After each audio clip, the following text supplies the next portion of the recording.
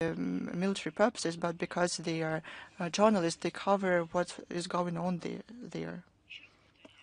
One more time, the Kiev terrorist regime kills journalists everywhere, whether they are in the front lines or in the deep rear. Nazis kill journalists because journalists tell the truth.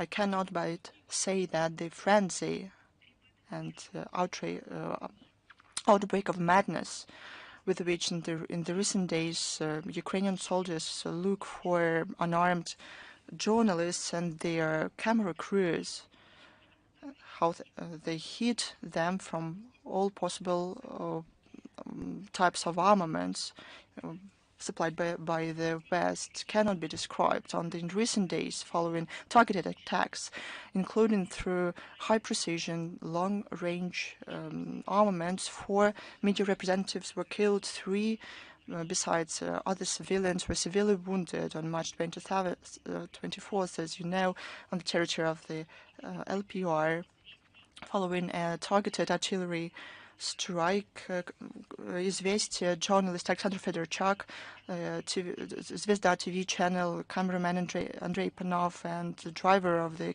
camera crew Alexander Serkeli were killed. The journalist Nikita Galdin survived miraculously. Also on duty in the Sudzha region, the Kursk region, Ukrainian Banderovets wounded journalist Alexander Skuratov on March the 27th in the Belgorod region. A vehicle of the Channel 1 camera crew hit a mine. Because of that, Russian journalist Anna Prokofiev was killed. All our diplomats extended condolences to the families and loved ones of the deceased journalists. Rest in peace. Those who died on duty, on their professional duty. We wish those who were wounded to get better as soon as possible. It is clear that the Kiev regime that became a lump of hatred and anger try, because of their weakness, to compensate their losses on the battlefields through strikes on civilians who, under the international humanitarian law, include media representatives. This year we celebrate the 80th anniversary of the great victory on May 9th, 1945. Our multinational people defeated Nazism and fascism. But after that, on May 10th, many victors, unfortunately, couldn't come back home because soldiers continued from the ruins,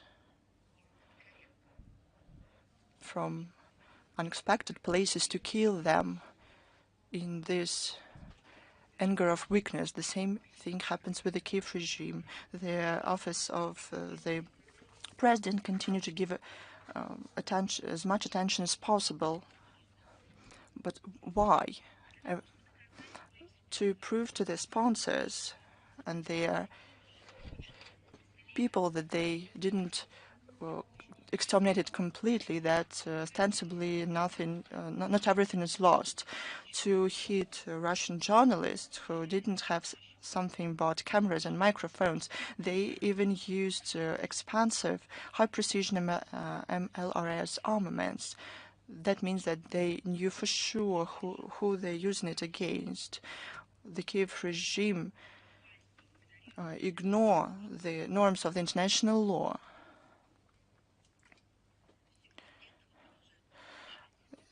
Relevant international structures continue to ignore this as well, like UNESCO General Director, the UN High Commissioner on Human Rights, turn a blind eye to this, as well as other multilateral institutions, let alone numerous human rights NGOs,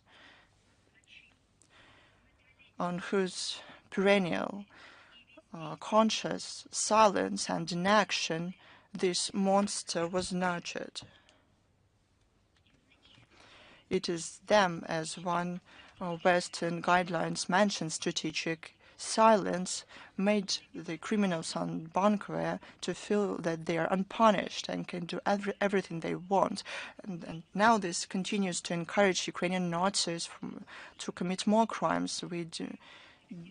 We saw comments, the OSCE commentary. One thing, we were shocked by the phrase that the OSCE, as it said by its representative, is always opposes killings of all journalists. But I have a question. Then why do we need a specialized institution for this? If we can record this phrase one more time, or to put them on a table and put it at the OSCE that this organization is always against the killings of journalists. Probably special representatives shouldn't be paid for this. Probably conferences are not needed for this. There have been thousands of them. Probably we don't need expensive apparatus of these officials of the OSCE. Accounts on the internet are not needed. Probably they shouldn't go around and teach others how to live. If one phrase is enough as a logo, or to put it on a screen. If countries pay for this organization, then please notice who launched strikes and who is to be to blame. The UN, with headquarters at the UN, said that they did not have special mandate to investigate. You don't have a mandate, but then how do you investigate without mandate all other cases when you find words to accuse our country? Then remember that you don't have mandate for this. To identify that the Kiev regime is happy to kill Russian journalists, you don't need mandate. You just have to read their quotes. You don't need mandate for this, because the resolutions of the General Assembly and the Security Council state that it is unacceptable to kill civilians and journalists. Yet again, our delegation, our permanent mission to the UN in New York, Geneva, Paris, will strive to achieve full-fledged commentaries of the spokespeople in these institutions about bloody killings of Russian journalists by the Kiev regime. Now about the situation around Ukraine in general. Crimes that Ukrainian Nazis commit against civilians and civil infrastructure of our country confirm that our soldiers fight neo-Nazi and hateful ideology. Detailed information about crimes of the Banderovics is collected and structured by the International Public Tribunal, presided by Maxim Grigoriev. Recently, his report was published. During last briefing, we talked about the presentation of this document. The fact included there terrify. For example, POWs were beheaded, their limbs were drilled through, they were shot at.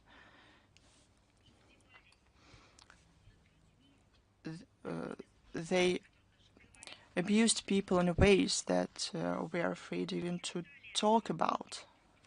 They were tortured with electricity, beaten up with metal tubes, ropes, sticks, hammers, bats. In hospitals, they were cut off without painkillers. The supporters of the Nazi doctor and sadist Joseph Mengele won't go away with it and will be punished, as all the spokesperson of international institutions turn a blind eye on this. According to the data of the Investigative Committee of Russia in the Kursk region since 2022 up to now, following the crimes of the Ukrainian armed army, 167 people, civilians were killed, 500 wounded, 43,000 people were recognized as affected. Thousands of facilities of civil infrastructure were destroyed. There is a practice to give permits to residents of Suja to go around the city.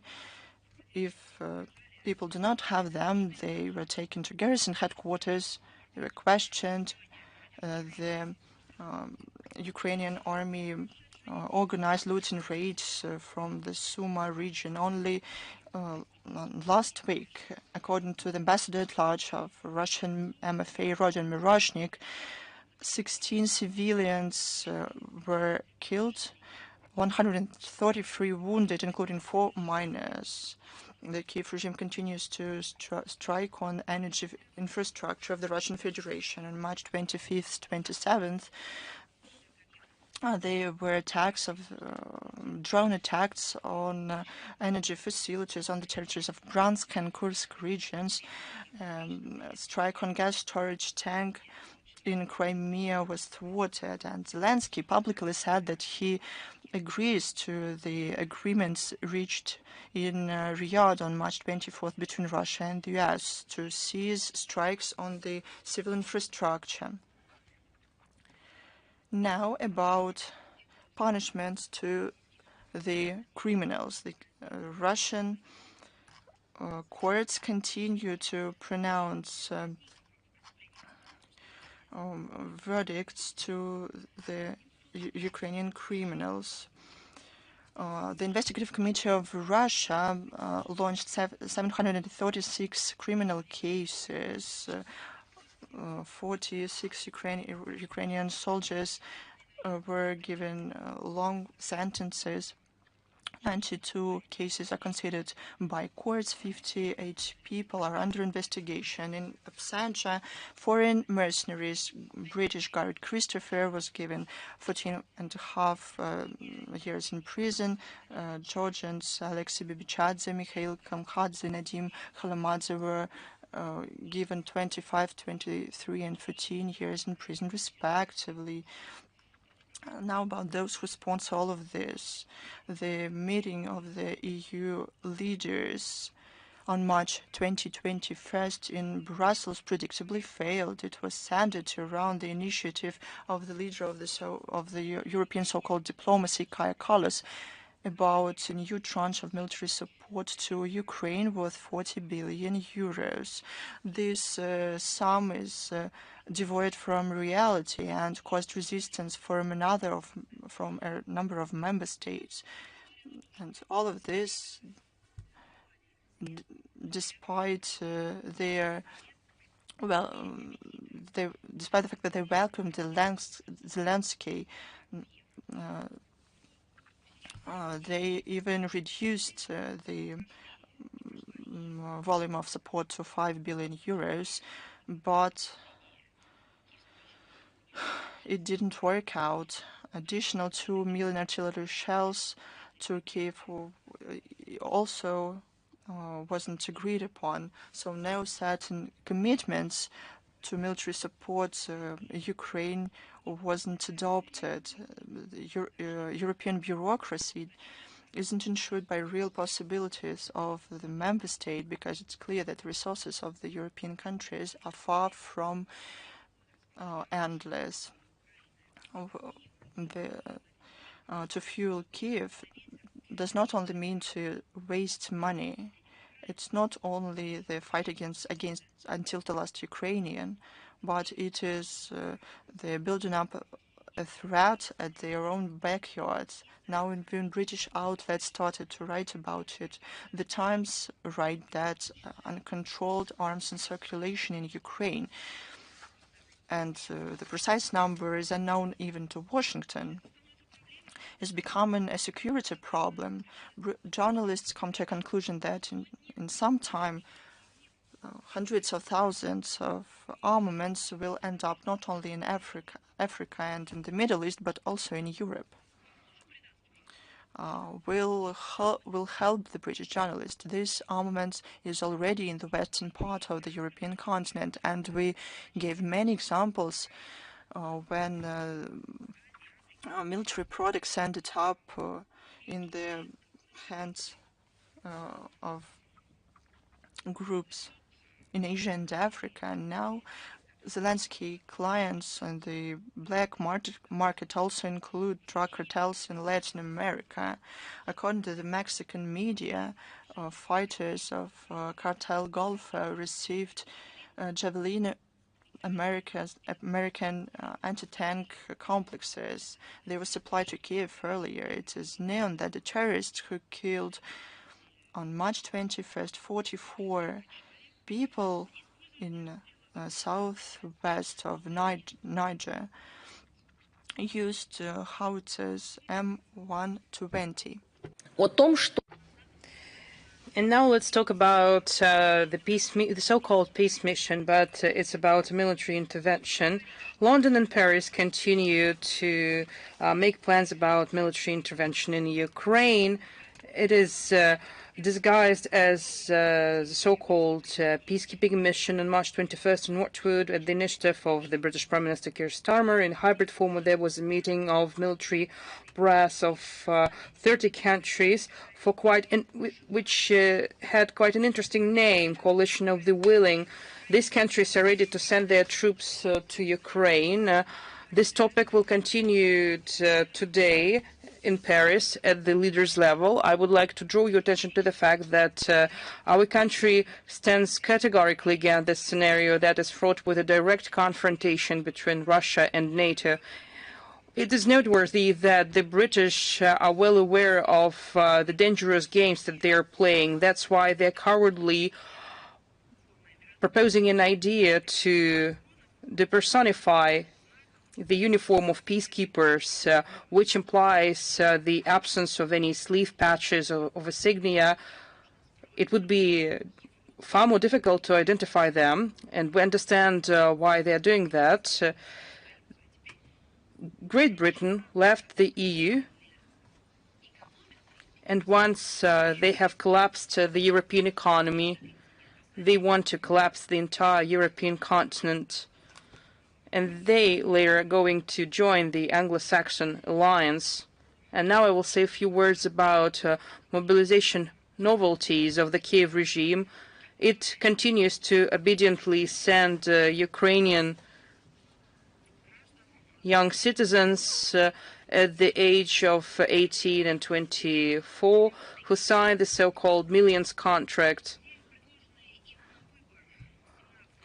All the 17 brigades that they chose from are operating on the front line, which means that the tragic outcome is inevitable. According to Ukrainian Telegram channels, new mobilization novelties are being developed. They're discussing an initiative to change the mobilization age. It will be from 20 to 55, which will replace the existing 25 and 60.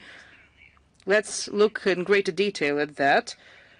They plan to lower the mobilization age by 5 years, so the Ukrainian men will be drafted at the age of 20, and it's real to implement in Ukraine. And why are they lowering the upper limit of the mobilization age from 60 to 55?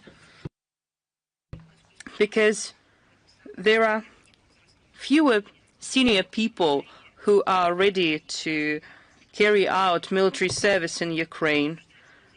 The Kiev establishment has shown its interest in continuing military activities because they view it as a source of its existence. They are just devouring Ukrainian citizens. In parallel, Zelensky regime is gradually implementing the misanthropic belief of the American geostrategist and Russophobe Zbigniew Brzezinski, who said, and I quote, that in 2030 he wrote that no more 20 million people should stay in Ukraine in 2030s. And also a few words about the preparations of the Ukrainian establishment to retain power by force. Well, it seems that they feel the growing public frustration and they realize that the retribution for the crimes against their own citizens is inevitable, and they have lost their legitimacy, and they are preparing for retaining power by force. That explains why the Committee of the Ukrainian Rada on law enforcement activities has approved the legislation of number 10311, which allows the National Guard to use firearms, tear gas, and UAVs against civilians during mass riots. It seems that the Kiev regime is planning a scenario which is far worse than the shootings by snipers at the Maidan Square. Where is the Council of Europe? Where are the declarations and resolutions? Are they going to establish a special committee of the Council of Europe of what the Kiev regime is doing against its own civilians, UAVs, firearms, and tear gas? They continue to fight historical memory there.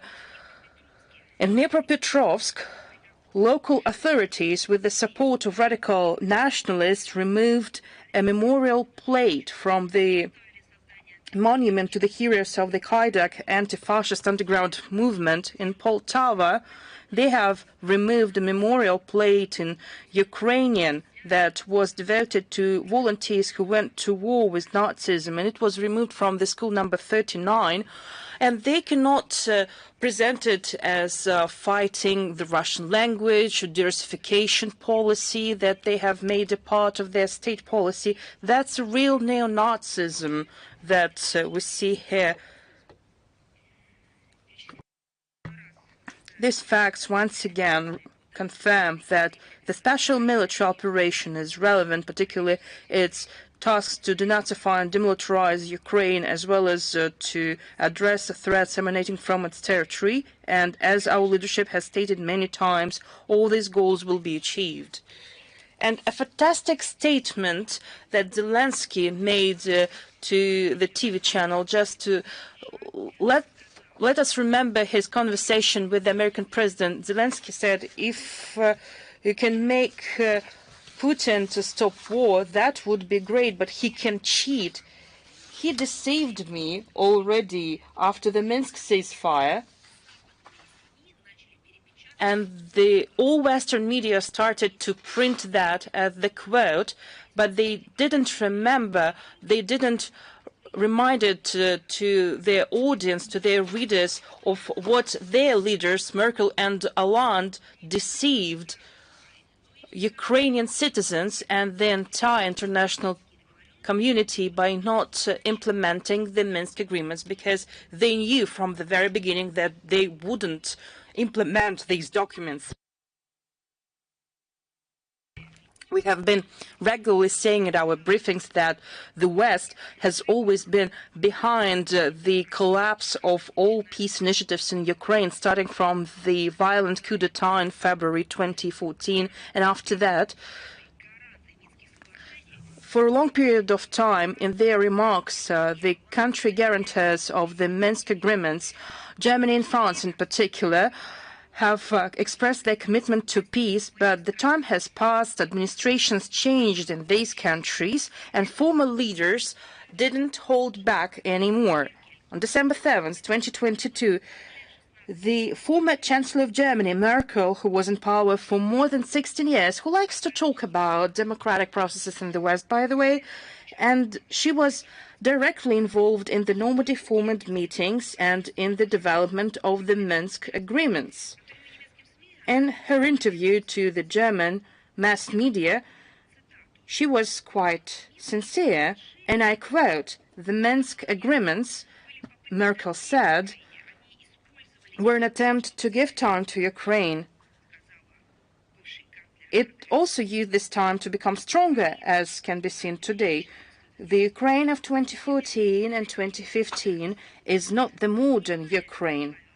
I doubt, she added, that NATO countries would be able to do as much as they are able to do today to help Ukraine.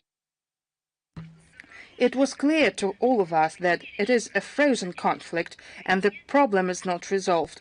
That's what brought this so much precious time for Ukraine, Merkel said.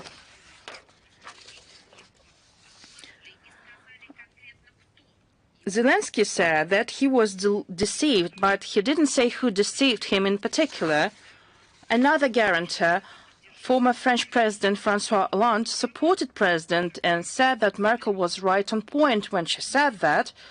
He said, and I quote, the fuss, he said, around the Minsk agreements. He's referring to the Normandy format meetings, the UN Security Council resolutions, endless efforts of special representatives on the implementation and monitoring of implementation of the Minsk agreements. And he called it fuss around the Minsk agreements has resulted in the situation that since 2014, Ukraine has strengthened its military posture. It became better, and the merit of the Minsk agreement is that the Kiev has acquired time to strengthen its army, because in 2014, NATO couldn't provide Kiev with weapons at the volume that it is doing today, and it stopped the Russian offensive for a while. End of quote. That's what the former French president said. The guarantor of the Minsk agreements is just a memoir for them. And it's not just a confession or a memoir. They are admitting their guilt, but they don't repent. At that time, in 2015, when there were hours of negotiations, they knew from the very beginning that they wouldn't implement anything. They will continue to provide the Kiev regime with weapons. But they forget to say another important thing. At that time and today, they understood and they understand that the Kiev regime is doomed. And they didn't feel bad for anyone, for women, for children, for the civil population of the Donbass or Ukraine in general. They just needed the conflict. And after that, if someone said that Russia is to blame for something and to shift the blame on Russia, because this is the same very leaders who were part of the so-called Normandy format, and they managed directly numerous political processes, including a change of power in Ukraine. What's important about this compassion that it was Western falsification. They were toying with the use of international law and pursued the only goal, which is to pump the Kiev regime with weapons and to politically prepare to the situation when hostilities started that we saw in the beginning of 2022 when the Kiev regime started the escalation in the Donbass. Remember what we talked about today. They want to put the western part of Europe on fire. From their point of view, the international agreements has drawn the attention of international community away from the real situation in Ukraine, from the humanitarian catastrophe and endless killings that resulted in a lot of casualties on both sides. Experts say that at least 13,000 people died on both sides. That was the result of the Western manipulations with the Minsk agreements. Our country has no other choice. We recognized those territories as sovereign. Later, they were added to the Russian Federation so that we could save citizens of those territories, so that we could protect their dignity. The main goal of this huge provocation was to create a flashpoint in this region, in the border of the Russian Federation, and later a legitimate coup d'etat happened despite the fact that the Ukrainian people made their own choice that it needed. The West ousted the legitimately elected presidents and brought to power their puppets, Viktor Yushchenko, Pyotr Poroshenko, and the violent Zelensky who sits in the bunker. That's how they've been preparing for a greater conflict. Let us recall what another signatory said about the Minsk agreements, then President of Ukraine, Petro Poroshenko. The former president stated to the British TV channel BBC in the documentary, and I quote, "Do you know what the success of the Minsk agreements is, even though Russia has not implemented any of their points?" Poroshenko said. This document, Poroshenko said, gave Ukraine 8 years to build an army, an economy, and a global pro-Ukrainian anti-Putin coalition, end of quote. Do you think it happened in the distant past and everyone has forgotten? Well, it's not the case. Today, in the Western mass media, is speeding actively this news, but from their own logic, and they have turned everything upside down. All these quotes are being fit into the text, and Zelensky comes to the fore, and other representatives of the office of the Ukrainian president of Western regimes, and they speak about the fact that the Minsk agreements were not fulfilled, and they blame Russia for that. At the press conference Ukraine 2024, Zelensky told that the Russian president, and I quote, has constantly raised the issue of ceasefire in the Donbass during his personal meeting in 2019. Zelensky warned the Russian president that the Minsk agreements won't work due to the alleged futility of the idea to withdraw forces from the line of contact. And when they asked Zelensky about the details of that meeting, he replied that he didn't remember the details. Well, it happened in another life. The direct quote, but what an interesting excuse, isn't it? Let's go back a year earlier, in 2023, in the interview to the German media outlet Spiegel. Zelensky added more details. I haven't seen, Zelensky said, in the Minsk agreements a wish to preserve the independence of Ukraine. I understand the point of view of the Western countries. First and foremost, they wanted to satisfy the Russian appetites at the expense of Ukraine. Delays is a normal thing in diplomacy because you doesn't know when a person making decisions would die, and everything would be easier, much easier. Is it okay that the Ukrainian president spoke about that in that way? Zelensky said, I contacted Emmanuel Macron and Angela Merkel, and I told them that the Minsk agreements cannot be implemented by Ukraine. Zelensky said, I jumped into the train, which, to be honest, has been moving to the abyss. And by the abyss, I meant the agreements per se, because each clause is a wagon, and once you're trying to deconstruct it, you understand that everything is organized in such a way that one party cannot implement something and another party freezes the conflict. And there are so many statements like that. I'll just give you another quote in support of what I've just said. We don't need military people with foreign flags in our territory. We are not asking for that. Otherwise, it will cause destabilization all around the world. We don't want to give another pretext for Russia to say that Ukraine has military bases and that Russia should protect itself from it. You know who said that? Zelensky in February 2022. Again, going back to the question of peacekeeping missions that are being discussed by the Western countries. Another topic, Bucha, another Western manipulation. I've explained to you how they manipulated with the Minsk agreements, and now let's talk about how they manipulated with the situation in Bucha.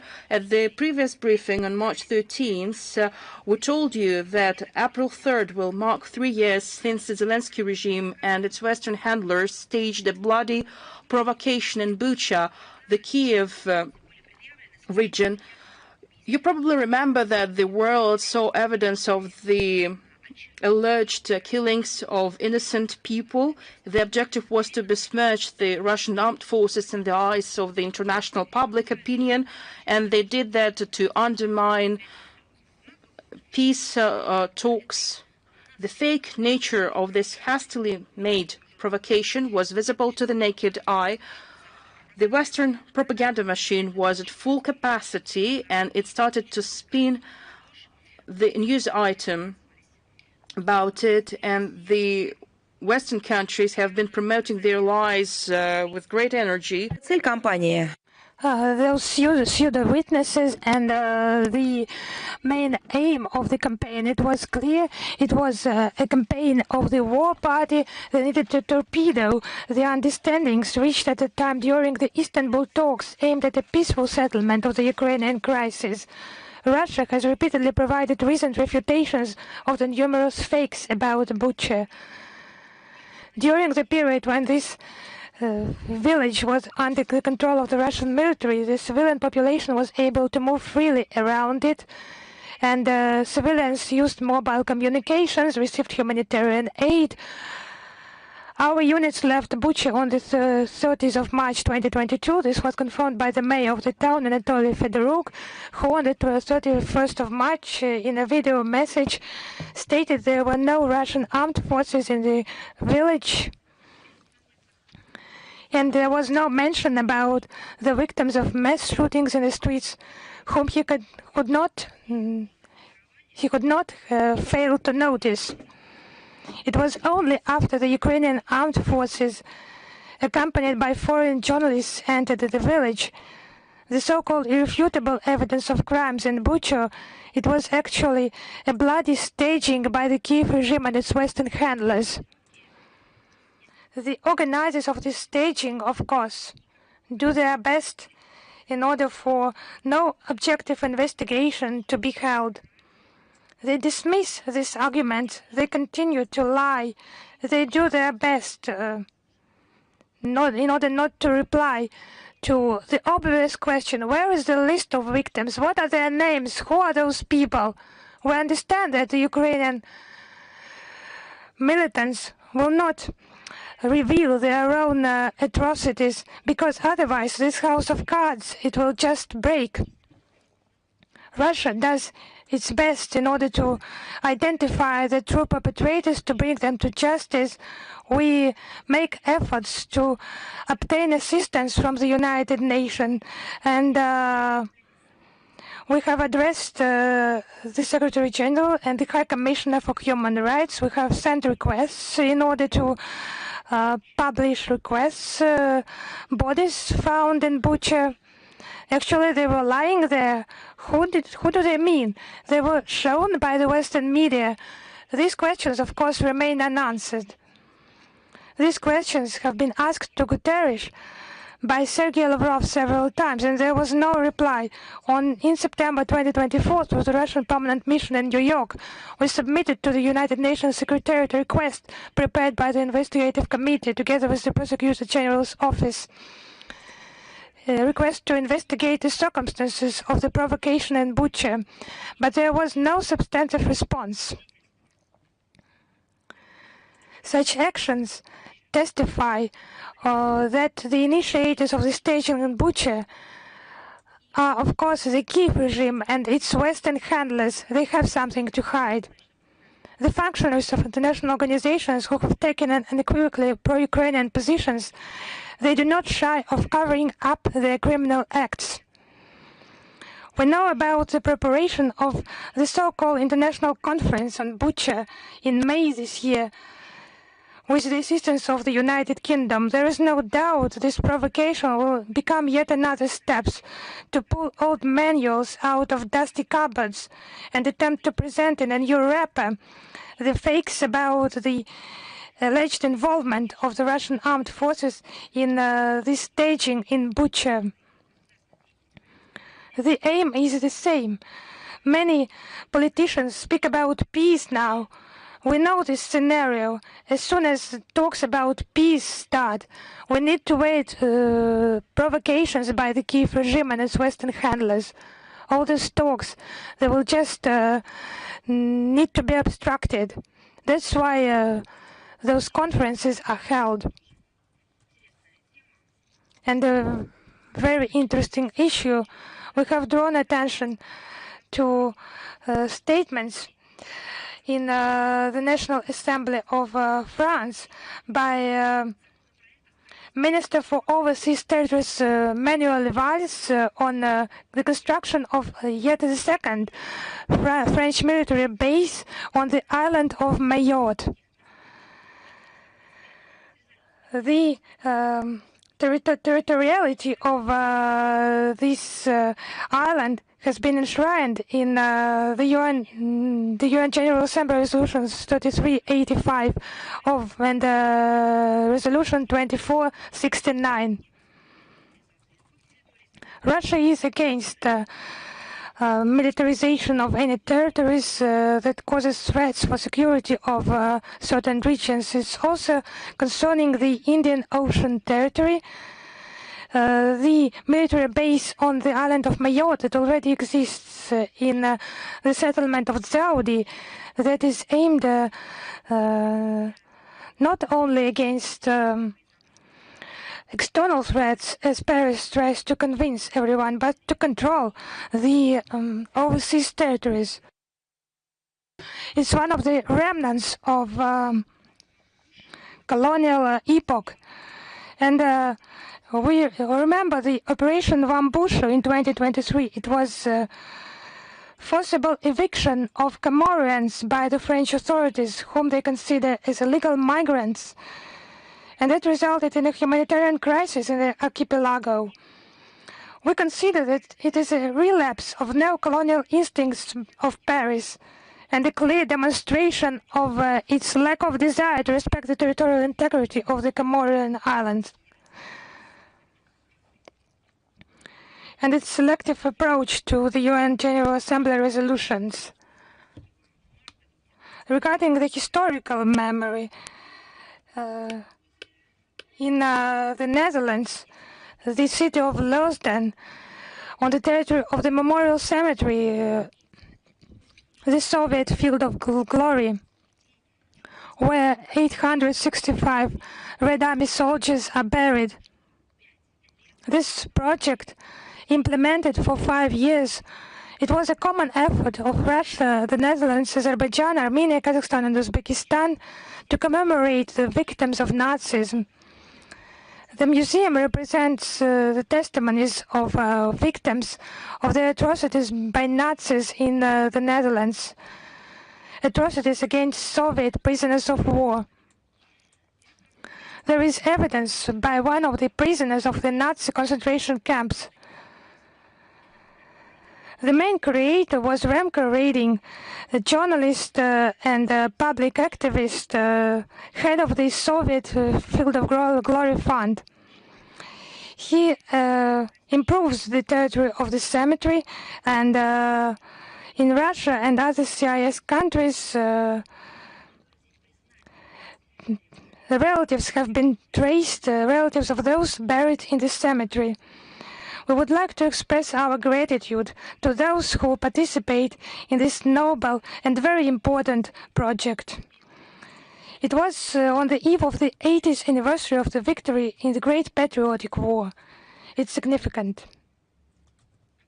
I would like to underline that despite many unsuccessful efforts by some forces in the West in order to keep silence, to denigrate the role of the Soviet Union in the victory over Nazism, there are still people in the Kingdom of the Netherlands who honor the feat of the Soviet heroes and understand that it is very important to preserve the historical memory about the role of our country in the defeat of Nazi Germany. A testimony of that are warm words of the visitors of the museum, deeply impressed by the tragic personal stories of Soviet soldiers who gave their lives to liberate Europe from the brown plague. One more issue, humanitarian aid to Islamabad for the population of Pakistan. With the help of the Red Crescent Society, the cargo will be transferred to those in need. Russian-Pakistani cooperation in the humanitarian sphere will be continued further. Tomorrow, on the 28th of March, ESCAP marks its 78th anniversary from its creation. The decision was taken during the UN Economic and Social Council meeting in 1947. ESCAP has approved collective approaches for the development of Asia-Pacific region. Russia has been a member since 1995, sub-regional, and since 1995 regional member, and included participating in many areas of its activities: energy, transport, trade, environment, and many other topics. Our experts participated in the elaboration of intergovernmental agreement on dry ports of international importance, ESCAP framework agreement of facilitation of cross-border paperless trade in Asia and the Pacific of 2016, trilateral Russia-Mongolia-China intergovernmental agreement on international road transport along the Asian highway network of 2016. ESCAP has become a reliable partner for our country in providing technical assistance, including Central Asia and West Caucasia. We value the Commission's assistance in developing our competence in the social economic areas. We intend to continue to provide political experts and financial support to ESCAP. Another important international event yesterday in Murmansk, International Forum, the Arctic Territory of Dialogue, started its work. Its motto is Live in the North. It is held since 2010. It's a major platform for discussion of the relevant problems and perspectives of the Arctic region with foreign partners. It will include 20 sessions, perspectives of the development of the Northern Sea route will be discussed, support of business in the Arctic, the development of northern cities, HR projects, environment, and new national projects. Experts and scientists will discuss in a comprehensive way the possibilities of establishing security and cooperation in the region, exchange views on the prospects of the implementation of cultural and scientific projects. It reflects one of our key priorities in development of Arctic territories: comprehensive renewal, improvement of cities, villages, creation of modern new workplaces, year-round navigation on the Northern Sea route. I would remind, it's well known, but the Russian Arctic, it has a lot of opportunities for creative work to engage the forces and the talents of young people, of representatives of different jobs, creative scientific initiatives, and in this large-scale work, we are interested in cooperation with all partners and integration association. The cultural program of the forum covers the major role of the regions in our country and modern tendencies and the image of the future of the extreme north. Much attention has been paid to indigenous people, their culture, their traditions. The gastronomical festival, the Taste of the Arctics, the team of restaurateurs and chefs will present regional cuisine.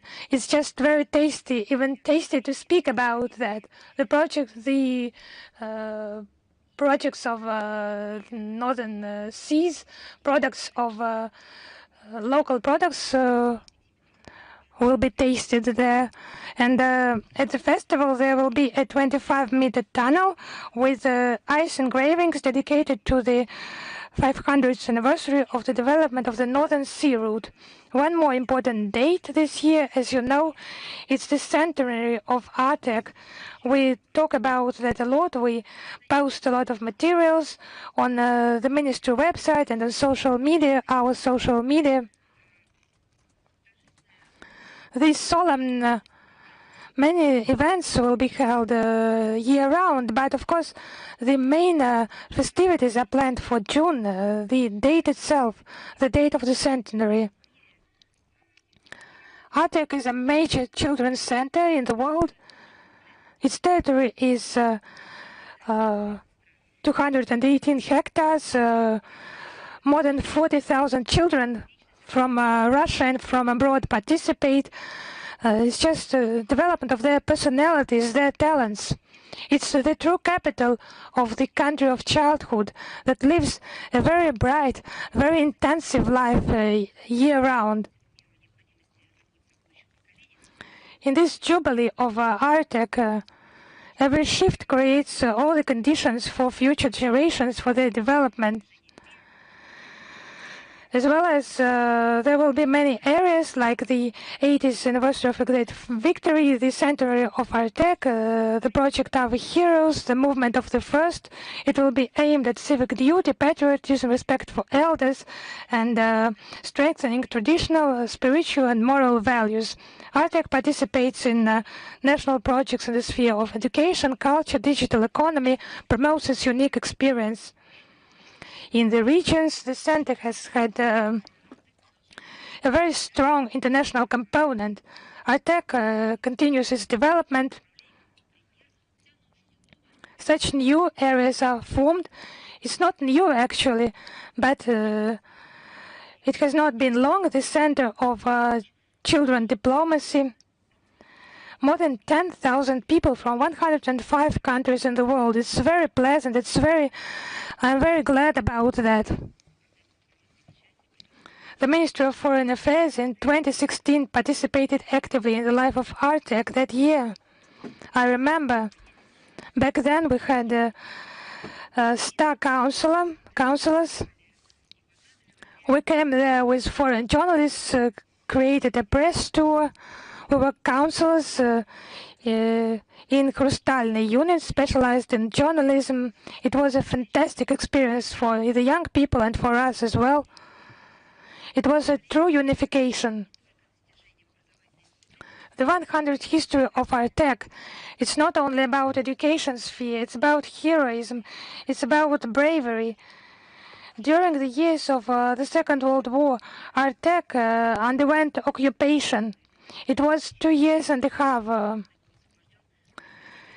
On the 15th of April 1945, Artek was liberated by the fighters of the Separate Coastal Army.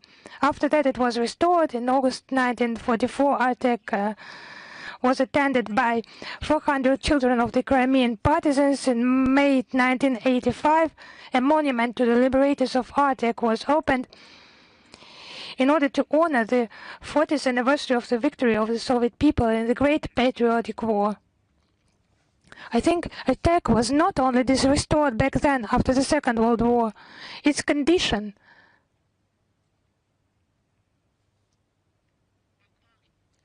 it suffered after reunification with Russia. Russian experts, teachers, it was just very impressive. When we came there in 2016, we were just so impressed And to say we were shocked is just to say nothing. After we saw the photos, it was just 1 year and a half. It's just regained its true shape, because with the Kiev regime, that was back then still trying to associate itself with some democratic processes. Under the Kiev regime, this camp, it was just anything but a children educational upbringing center for recreation and for education. It was anything but that. Restaurants, something for adults, hotels. It was just a public place. It was not sports facilities. Just empty areas, or some areas where rubbish was stored. It was just a joint work of the state, of business, of public figures. Artek is just started to live again, started to live fully, and started to operate fully. And during those festivities, this jubilee, the Open Text Publishing House published a book, Artek 400. It's a history of every Artek shift. Just imagine 1925 till 2025. It was a former Artek counselor. She worked there in 1970s. Now she's PhD in philosophy, associate professor at the Moscow Pedagogical State, Nadezhda Prodina. The book contains important historical documents about its creation. Camp on the shore of the Black Sea became popular among children from all over the world, children diplomacy developing, and the true friendship of Artek children they kept for their entire life. This book is a memory of the true epoch, a window to the world of the childhood, of friendship, and it's just discoveries for the young generation. Since 1925, it has information about sessions with statistics of the number of children who came there, with the number of events who took place there every year. It's a huge work accompanied by a lot of photos and documents that helps the reader see the life history of this place. This book was made with the use of modern technologies, so you can use QR codes to listen to Artek songs and to watch documentaries about Artek. It's a unique book, and I invite you to have a look at it.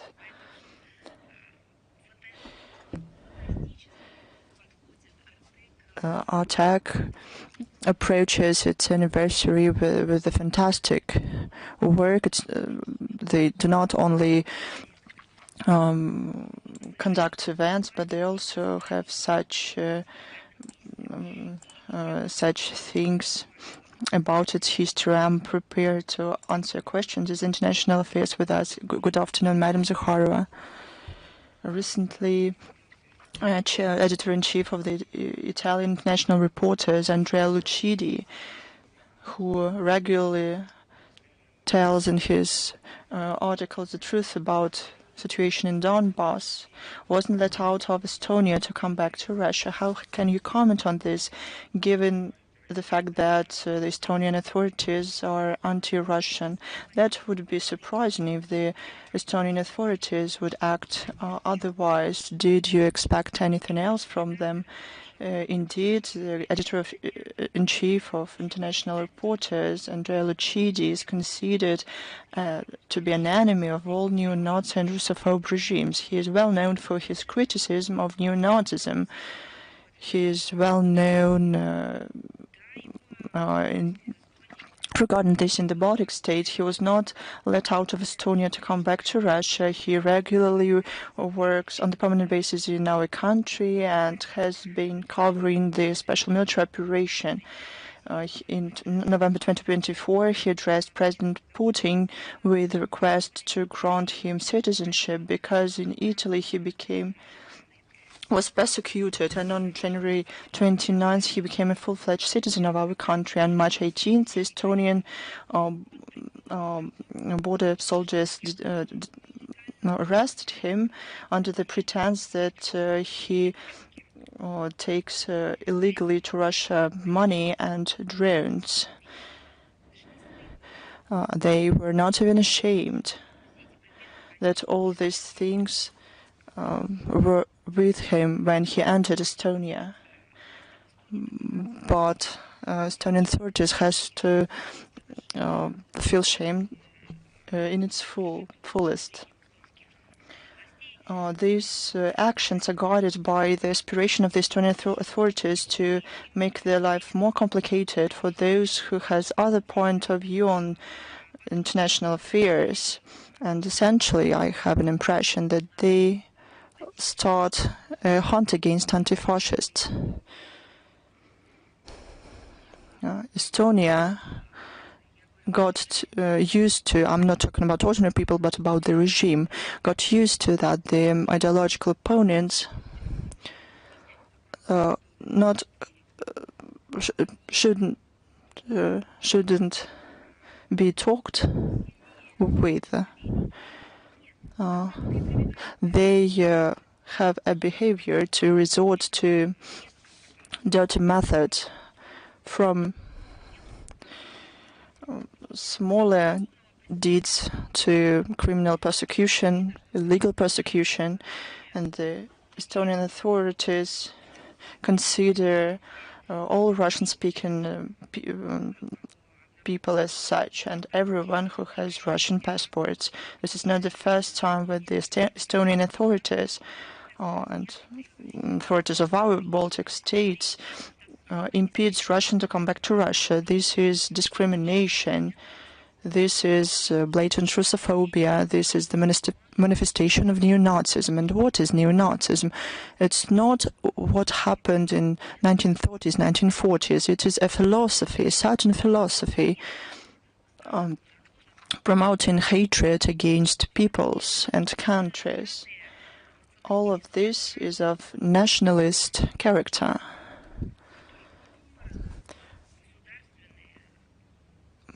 And officials are involved in this. Given the persecution of our citizens, we see violation of freedom of speech and now even freedom of movement.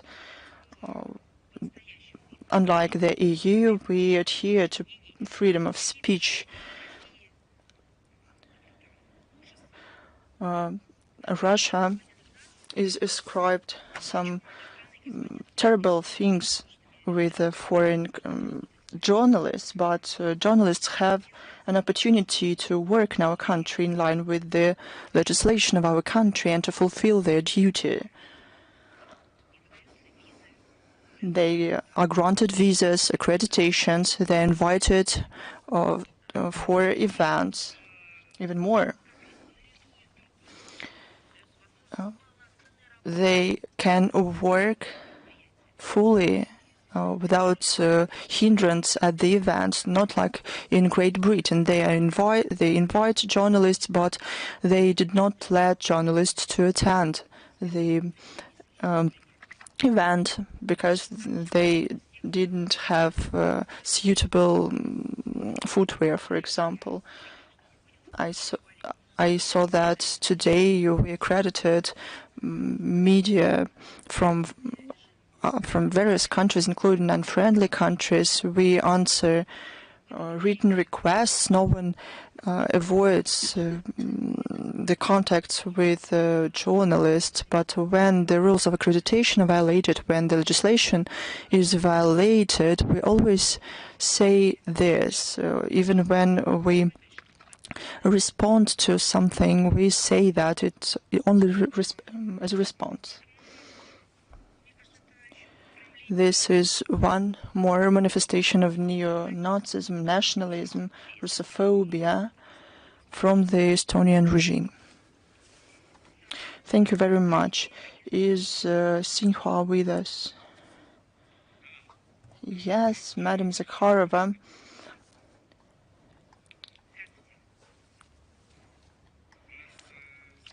We have the following question for you today.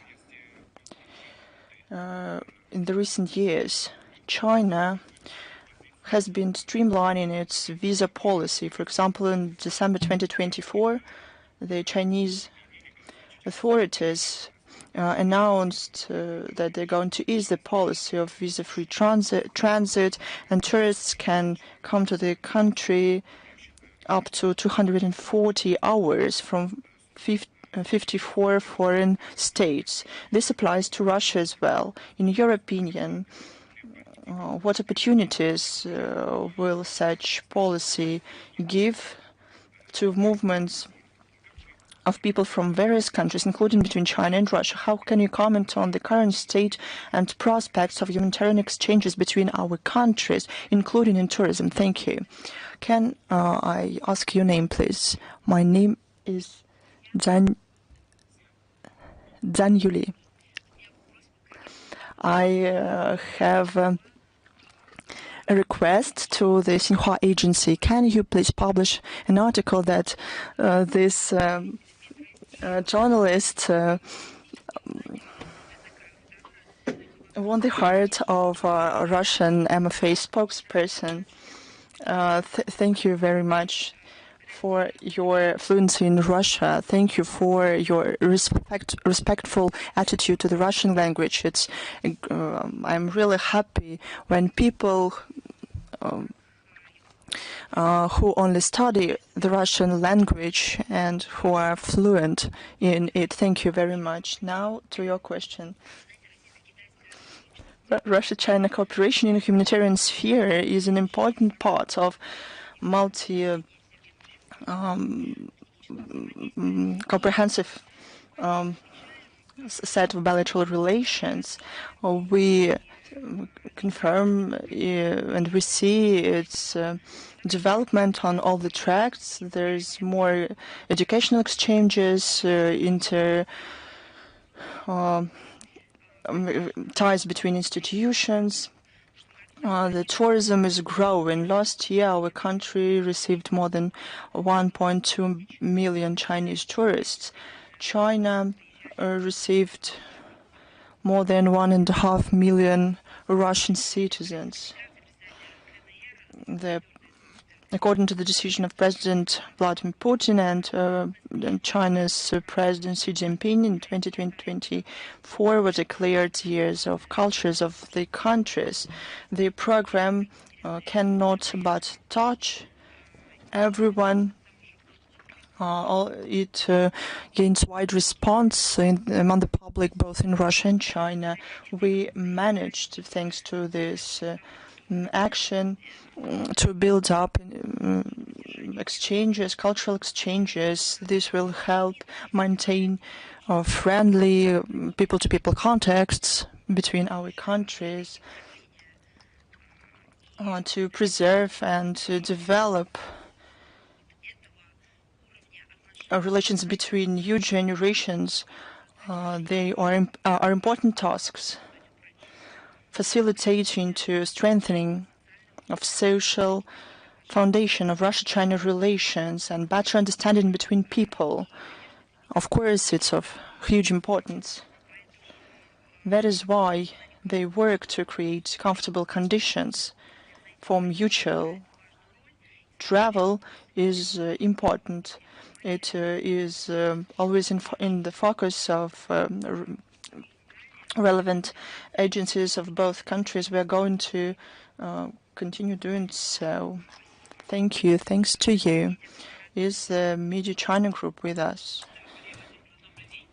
Madam Zakharova, good afternoon. We have a question about Russia, U.S. and Ukraine-U.S. negotiations. How can you evaluate the progress during these negotiations? What are the difficulties? Is Russia going to consider the change of format of negotiations, including wider participation for multilateral dialogue. We have a lot of questions regarding this, and I was surprised by this because the administration of President gave very detailed explanations, and Minister of Foreign Affairs Sergei Lavrov, during his interview to Channel 1, talked for 15 minutes straight about it. And the negotiators gave commentaries. This topic was covered in great detail. So I'm prepared to continue answering these type of questions. But I'll tell you one more time, on March 24, there were consultations in Riyadh between the US and Russia. The Russian side was represented by Mr. Karasin and advisor Sergei Beseda. They talked about the grain initiative. An important outcome was that the US committed to help the agricultural and grain to end up on the international markets, wider access of Russian ships and vessels to international ports, and payments. We are grateful for this.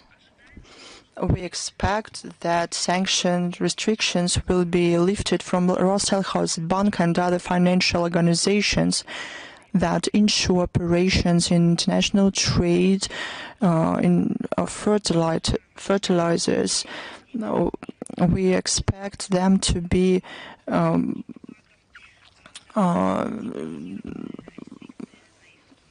put on the SWIFT system again.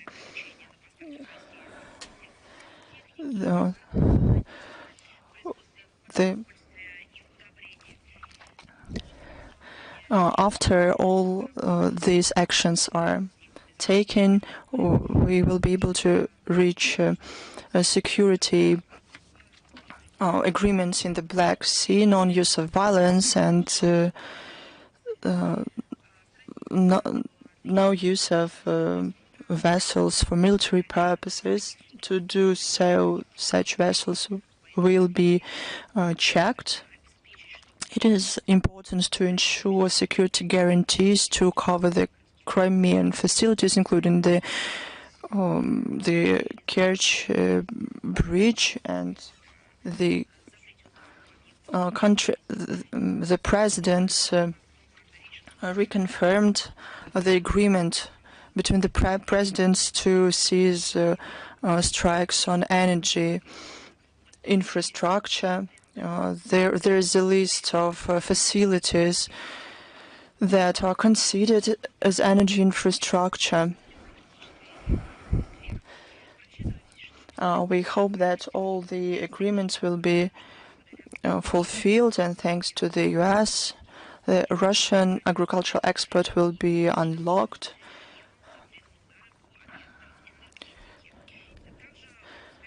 I can also say that the expert consultations or expert delegations will be continued. Thank you very much. Thanks to you. I hope that I answered you in great detail. If you have any more questions, how I can give you the answers. Is the Rater agency with us? Good afternoon, Madam Zakharova. Good afternoon. We are here. We have a couple of questions about Russia-China, or Russia-US relations, and the green initiative that you commented on in great detail just now. As to Russia and the US, within the contacts, did Russia receive any positive signals from Washington in terms of an agreement of reduction of strategic arms that can substitute the New START treaty that is expiring next year. And right now, I remember I answered you once. For now, I have nothing to add to my previous answer. Probably it's worth asking this to our counterparts from State Department, because I see you're interested in the U.S. position. Probably they would be more equipped to answer your question. We don't have any news regarding this. Thank you. Question 2, or part of it. Because you named Russia's requirements to renew this initiative. The things that were discussed in Riyadh about agricultural products, it is going to be a new agreement, or is it going to be a prolongation of memorandum that expires in July this year? These are questions that are being discussed right now. Thank you. Is the Moscow Post with us? Yes. Good afternoon. We have 2 questions today. First, Armenia is set to activize its work in international organizations. Probably they want to balance geopolitical risks after the change of administration in the U.S. What are the relations between Russia and Yerevan? Well, that's quite an interesting and strange question. What are you talking about, to be exact? Because if you have specific details, it would be easier for me to understand what you are asking about, because overall, talking about our bilateral relations, we continue to develop a multifaceted political dialogue. Leaders of the 2 countries are staying in contact. Nikol Pashinyan has accepted the invitation to visit Moscow to take part in the events on the 80th anniversary of the victory, and that they've stated that recently there have been constructive negotiations between the ministers of foreign affairs, and recently there were substantive consultations between deputy heads of Russian and Armenian foreign ministries. Russia and Armenia have intergovernmental and interparliamentary mechanisms. There is an active interagency cooperation. There was a roundtable on the issue of agro-industrial complex that is being organized by the Chamber of Industry and Commerce of Russia and Russia-Armenian Business Council. There are some initiatives in the Cultural Humanitarian Educational Center, and the Armenian delegation is going to pay a visit to the Educational Center Sirius, which is going to accelerate the opening in Jermuk of the Russian Educational Center for gifted children. We are developing economic ties as well. Our bilateral trade has reached a record high and was estimated at $12 billion, and the relevant economic agencies are developing measures to sustainably increase investment cooperation between our countries.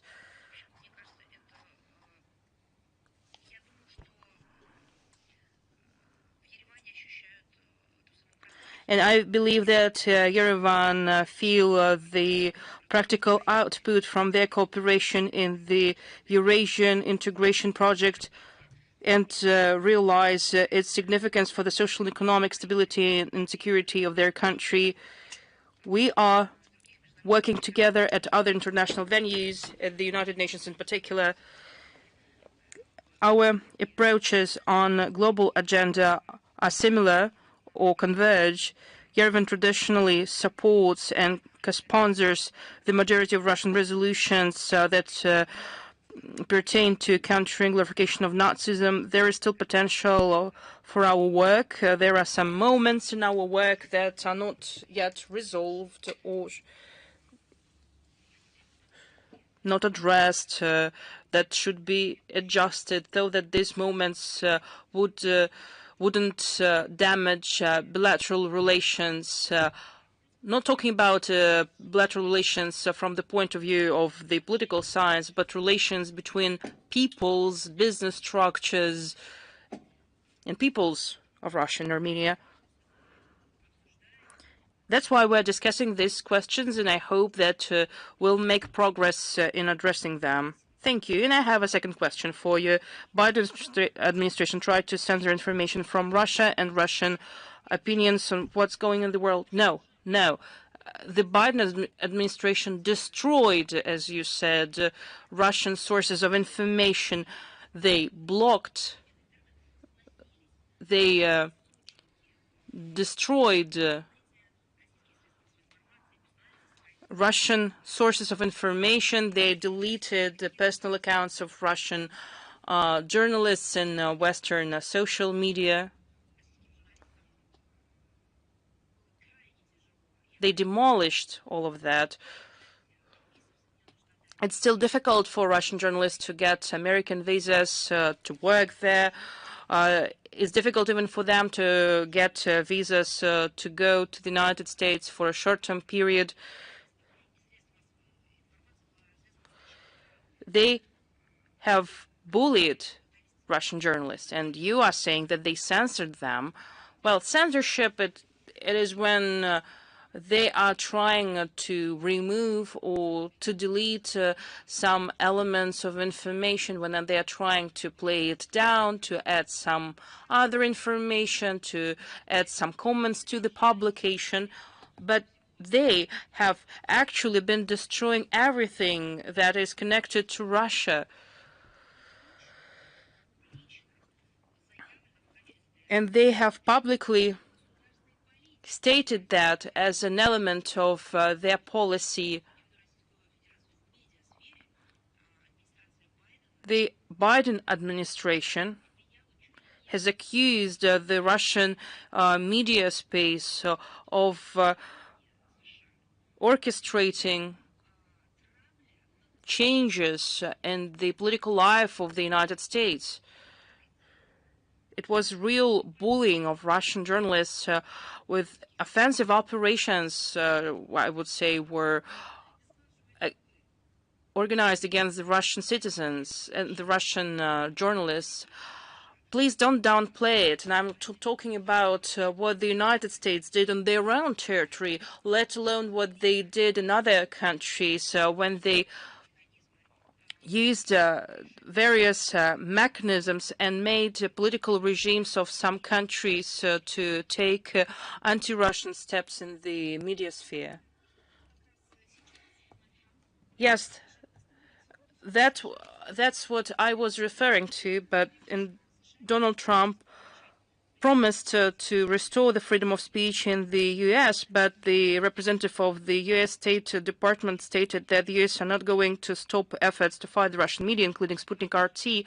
What's your stance on that? We regret their position. We will help and support our journalists in their work, and we have legitimate rights for that because they're enshrined in international law, and these provisions are also enshrined in the American law.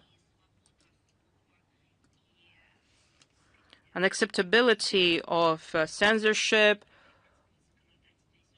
upholding freedom of speech, these are the principles that we stick to.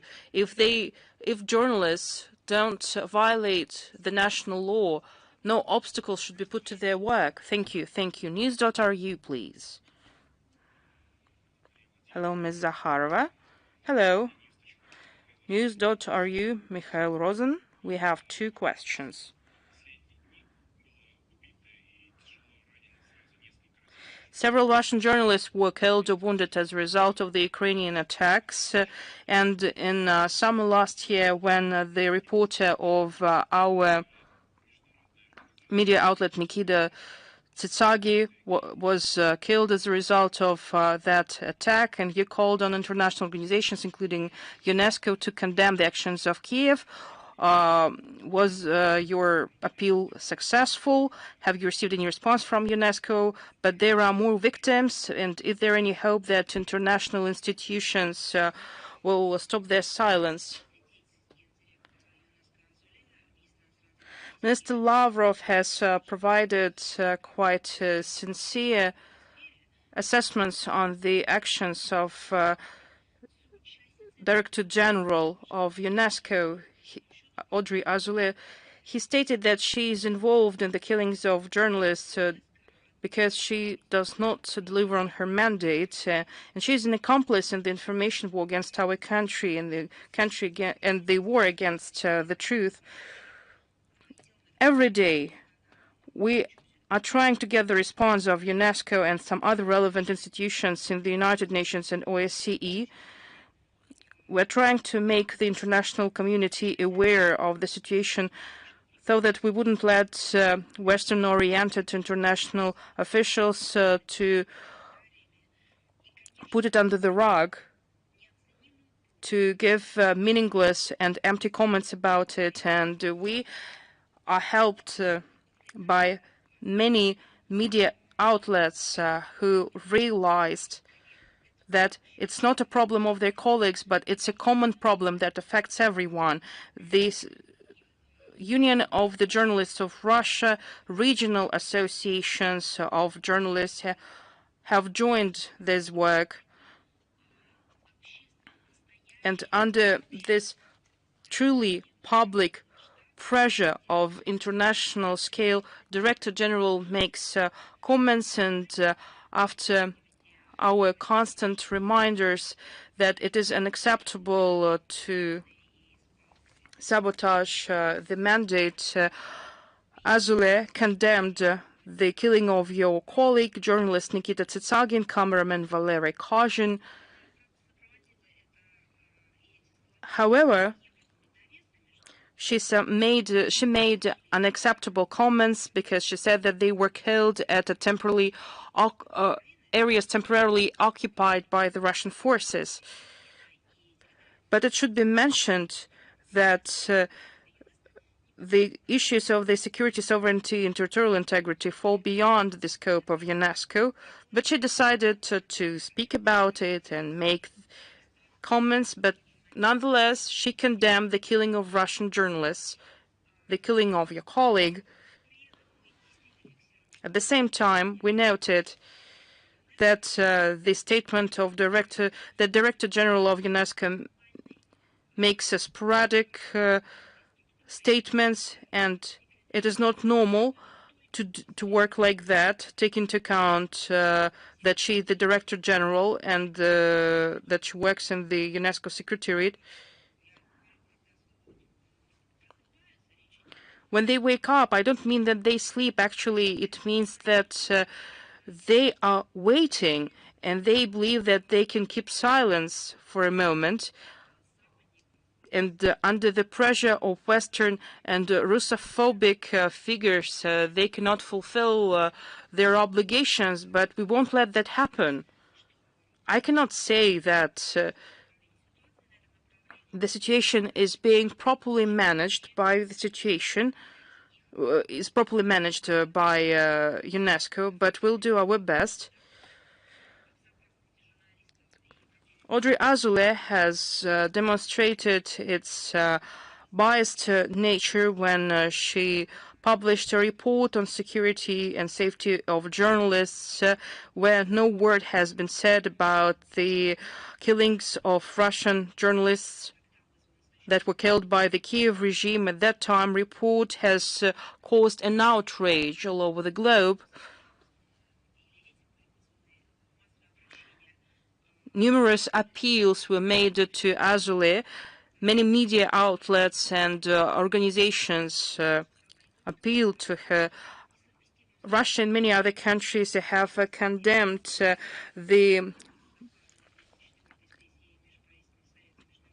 biased work of the international official at the 34th Intergovernmental Board of the International Program for the Development of Communications in November-December in Paris.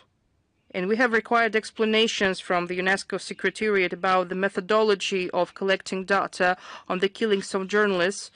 and it has provided quite dubious explanations, so according to which such methodology was not discussed with member states, and it was approved by the Secretariat in a secret way, and we are not okay with that, because such situation undermines the intergovernmental nature of UNESCO as a special body of the UN system. And we will continue to pose all the questions to the Secretariat and Audrey Azoulay personally, and we'll make sure that we'll get substantive responses from them.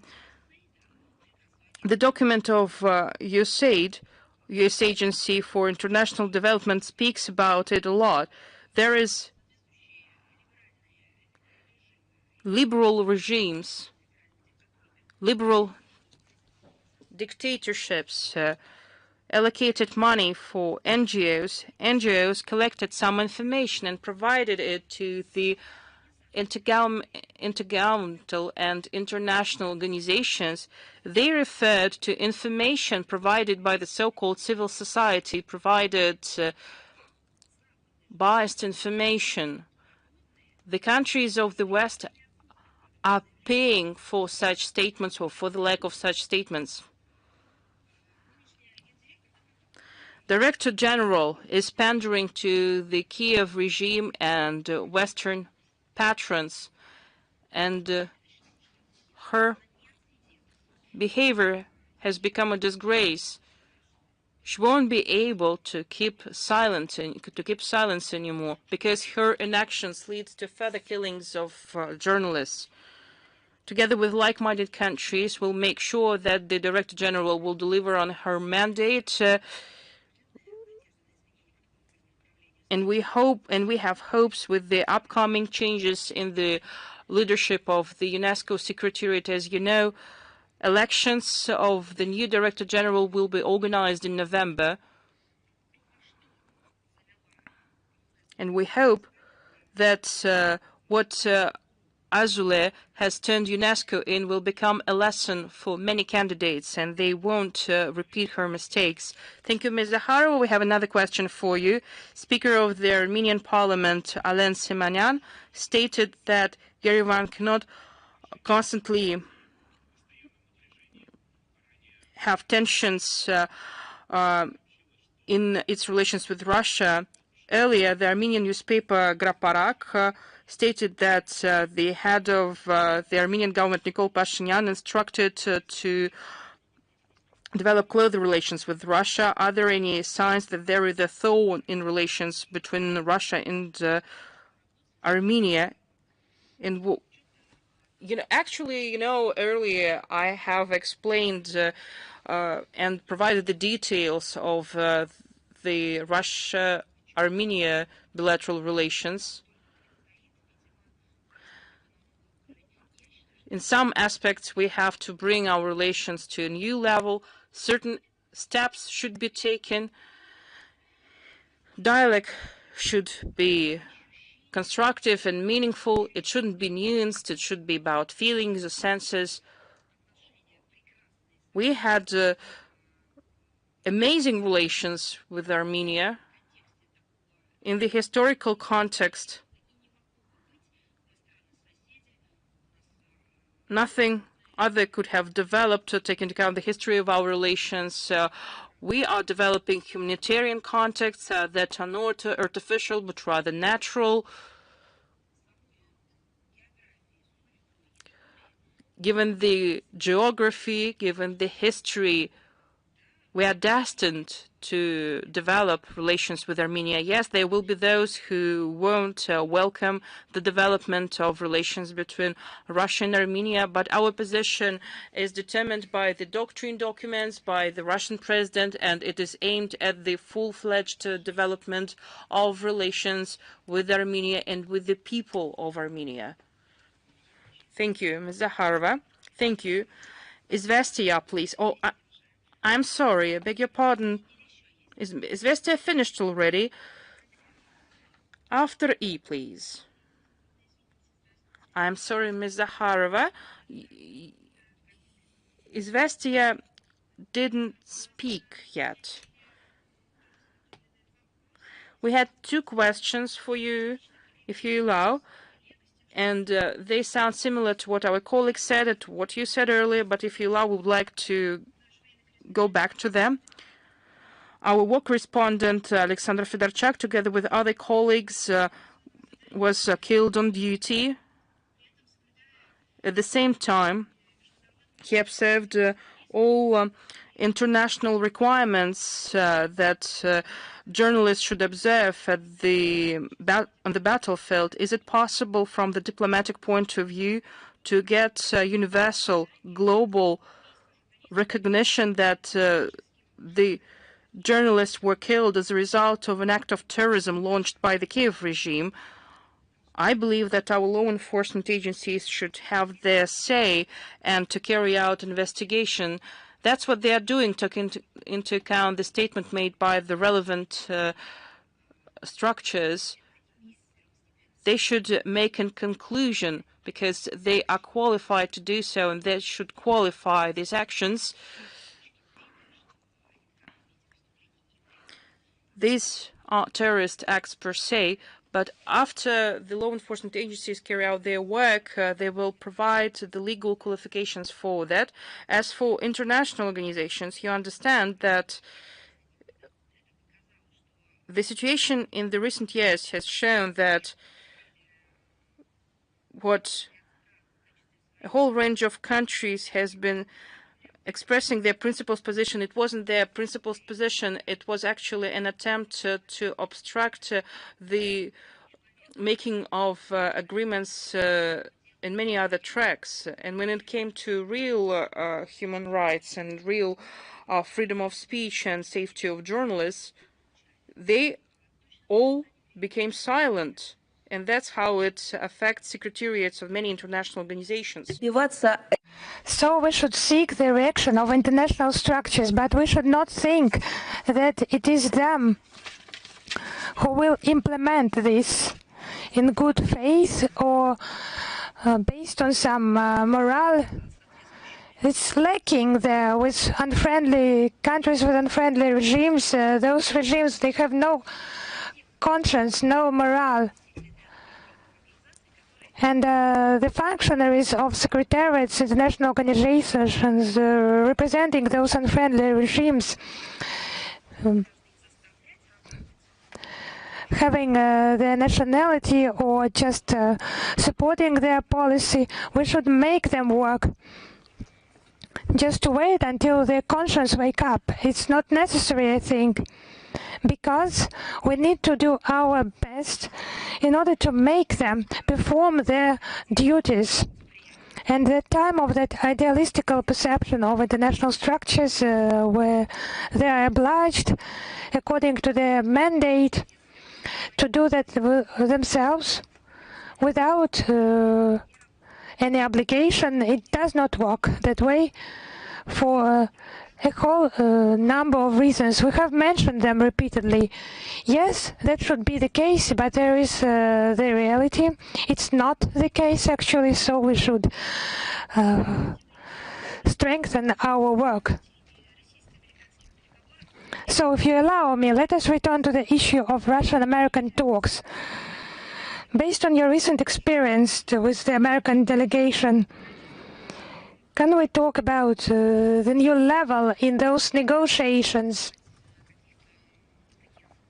So let us just not give some emotional assessments, additional assessments. Just let us assess every concrete steps. There were contacts in negotiations in Riyadh. We have discussed them in detail, what was planned, what was actually done, what we can qualify as positive, what remains to be done, but to be talking about some quality assessments of bilateral relations, it's the prerogative of the head of the state. Thank you very much. Is Author I with us? Yes, hello, Ruslan Pankratov, Author I. Hello from Kaliningrad. Today we are with you. We have a question about the Federal Republic of Germany. The Ministry of Internal Affairs, according to some data, started to recruit mercenaries from Afghan migrants who have committed a military crime, and they have little choice either to be subject to punishment in Germany and then be deported to Afghanistan as a guarantee, or to sign a contract and to become part of the International Legion of the Territory Defense in Ukraine. According to some data, there are more than 2,000 people like that. Our question is as follows. Do you think that Germany here directly violates the International Convention against the recruitment, use, financing and training of mercenaries adopted by the UN General Assembly Resolution 44/34 of the 4th of December 1989?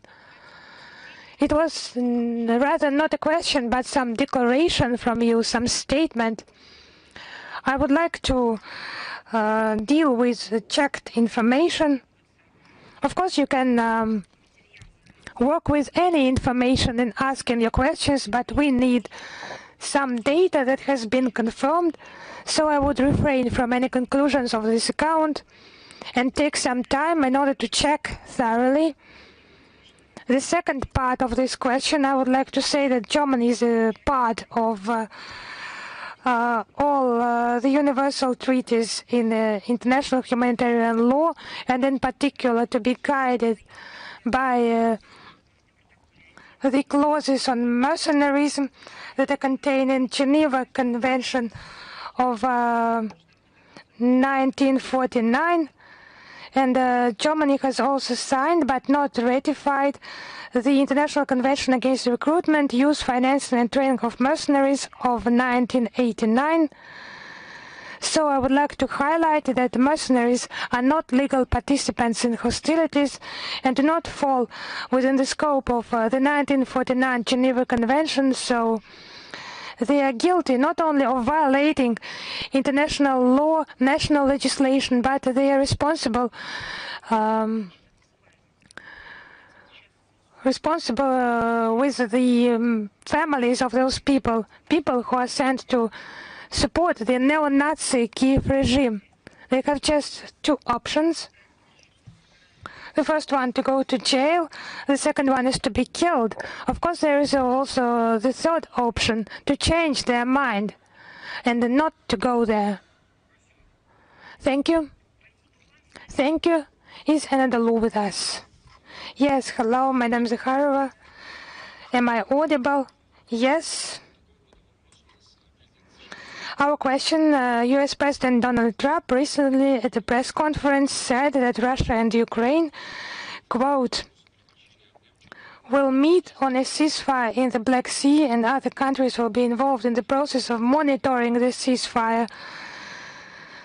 When and at what level is such a meeting planned, and which countries were they talking about? I think it's better to ask the American side. He was talking about the outcome of the meeting in Riyadh that the Russian side has also commented.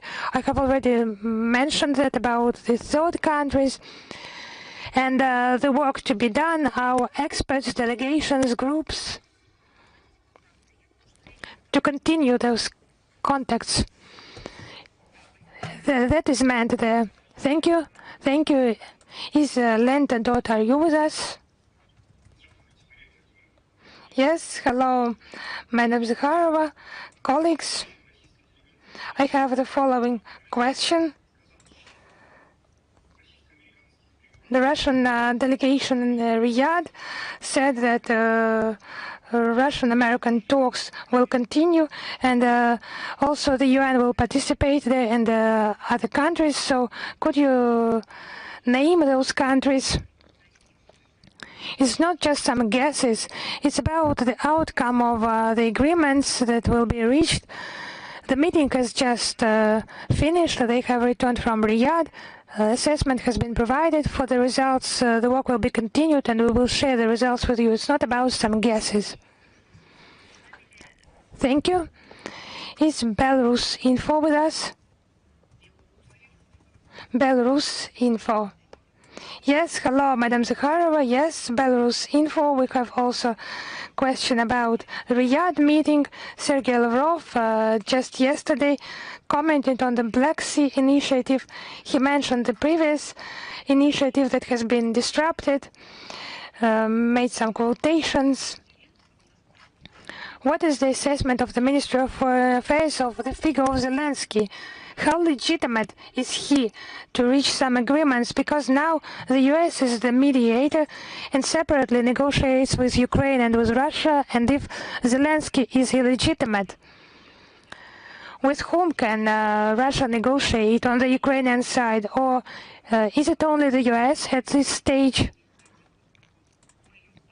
And what guarantees can be provided for the implementation of this initiative? And on what can be based in order to trust Ukraine? So I have misheard, I think, because it's just some repetition. Because you quote Mr. Lavrov interview where he just spoke about that. He said, it was a quotation, that Zelensky, he's just feeling his end. So your question is, how legitimate is he, whether he can be trusted? I think you can just write a scientific work about his legitimacy. The problems of the legitimacy is just mentioned in Ukraine itself, just inventing some new aspects. How to keep this construction afloat? The replies to these questions about doubts about the legitimacy, they have been provided at all levels.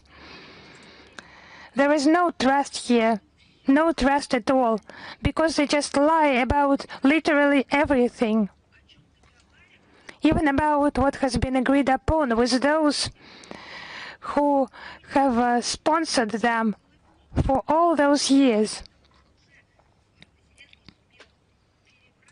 Now I have just provided a lot of information how Zelensky lied even about statements by Hollande and Merkel that they were not going to implement the Minsk agreements, and now he's just talking about being deceived by Russia after the Minsk agreements.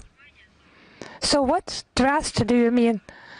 I would draw your attention to Minister Lavrov regularly addressing this issue and repeatedly highlights that it's not about trust, not about faith or hope in something, not being deceived, but about strong guarantees that will be accepted by our country.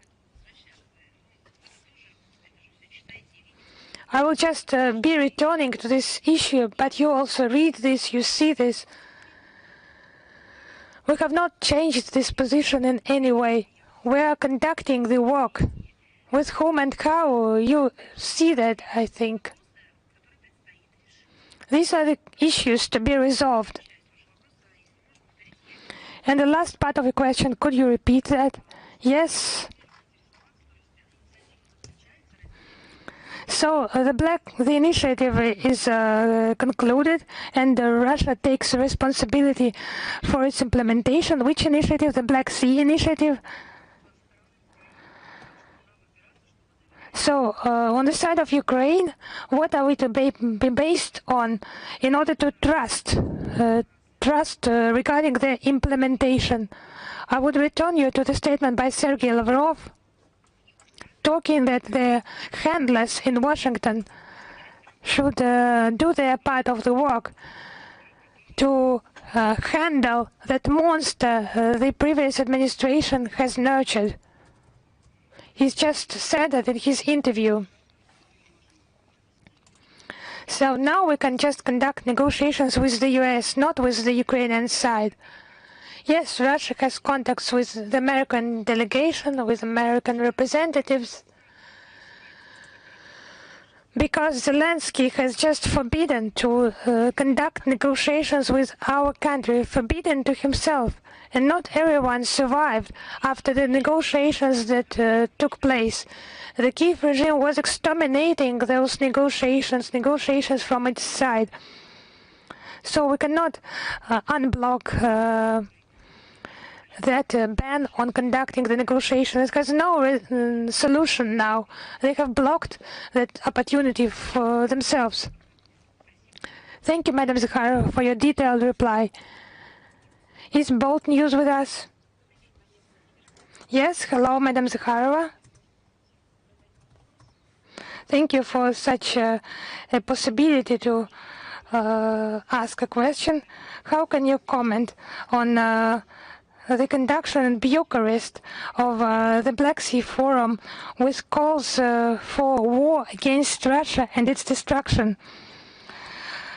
It's not really a meeting, it's some gathering and organized by non-governmental organizations controlled by special services and as well as Ukrainian special services who are controlled by the West. So we just see the nature of those NGOs. On the other hand, this meeting is very interesting. That hysteria that was there is just reflects the desperation of some circles against the background of the obvious defeat of the Kiev regime. And Romania providing a platform to those aggressive structures, undermining the territorial integrity of our country. And Romanian officials just participating there. It's just a provocative episode, anti-Russia campaign guided by the EU and conducted by Bucharest. On one hand, the Romanian authorities talk about peace and stability in the region. On the other hand, they just give the country to those who turn it into an instrument of turning into it an instrument of an international tension. It has nothing to do with national sovereignty. In the Romanian society itself, it's critically assessed. So the conclusion,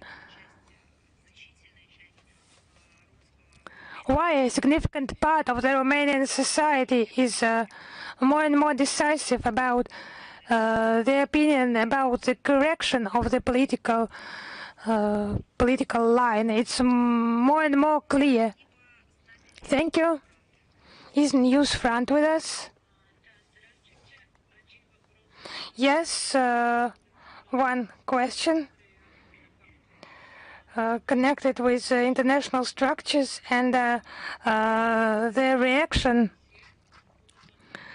on the Ukrainian regime crimes. Was there an official OSCE reaction on the Ukrainian drone attack on Moscow after OSCE Secretary General Feridun Siniroglu came to Moscow and witnessed the consequences of the attack? If there was a reaction, what was that? And if not, how can you explain its absence? Yes, there was a reaction on the outcome of the talks with Minister Lavrov on the 11th of March. It was a joint press conference with the OSCE Secretary General. Is Vestnik Kavkaza with us? Yes, hello, Madam Zakharova. Armenian Parliament Speaker Mr. Simonan said that Yerevan does not plan to return to trilateral format Russia, Azerbaijan and Armenia to unblock communication. This topic was discussed during a telephone conversation between Sergei Lavrov and Erat Mirzayan. How does Russia plan to further work in resolving this issue of unblocking communication? So I would remind that the leaders of our three countries, they assigned this issue to deputy prime ministers in charge. In Armenia, this issue is handled by not by the political figure you mentioned, but by another person. So you need to address Yerevan whether they have been changed in the implementation of this issue. If not, you need to address the person in charge of this issue. You know, I do not want to comment on a specific statement by a specific person. It's just not his scope. It's assessment and request by the Armenian leadership, and the resolution of this task trilaterally reached during the period between 2020 and 2022 was the creation of a specialized trilateral working group on unblocking transport and economic ties in the South Caucasus. It was about the restoration of technical parameters, transport route between Armenia and Azerbaijan on the basis of principles of reciprocity and sovereignty. We see the destructive influence of Western countries. We also see the position of the Armenian authorities sometimes, and in many cases, it just causes questions. And those two factors, cooperation within the group, it's stalled. We have repeatedly commented on that, and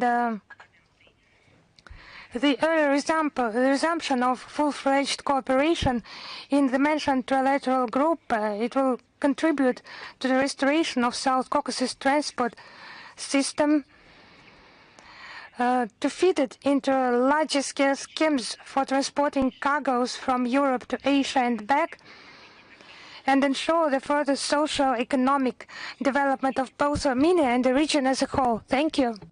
If the positions of the official Yerevan changed, that it's up to them, and it would be right for them to declare the level necessary for that. Is Virelk with us? Good afternoon, Madam Zakharova. I would like to continue talking about Mr. Simonyan. On March 25th, while talking to journalists, he mentioned the CSTO and the position of Armenia and relations with Russia in general. I would like for you to comment on this. And what can I comment on? Probably it would be better for official Yerevan to comment on this and to separate what's the official statement and what's his personal opinion. When the official Yerevan comments on it, we'll understand what we're dealing with the personal position, or with political position, or with the official state policy. He said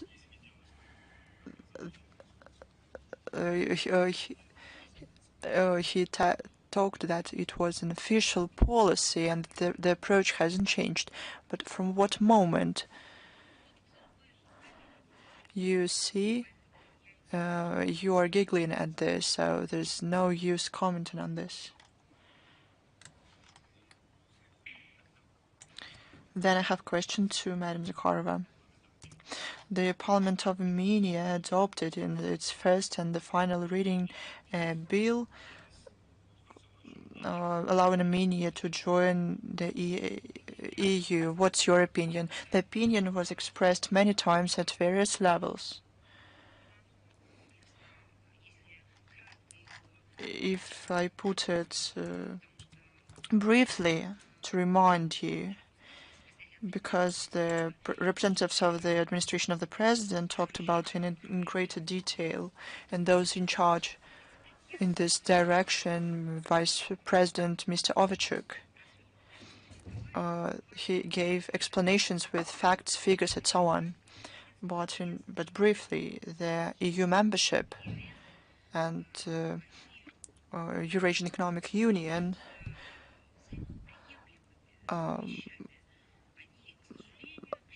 cannot overlap. It's up to a person, but these things